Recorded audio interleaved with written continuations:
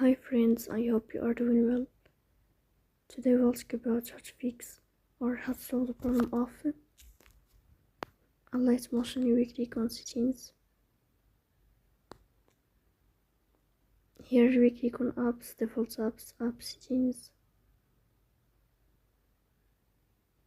In this page you will search about Alight motion. In this page of app info you will click on first stop and you will click OK. Here you will enter to storage. In this page you will click on clear cache. In the end you will turn off your phone and you will wait a moment to restart your phone again to fix that problem.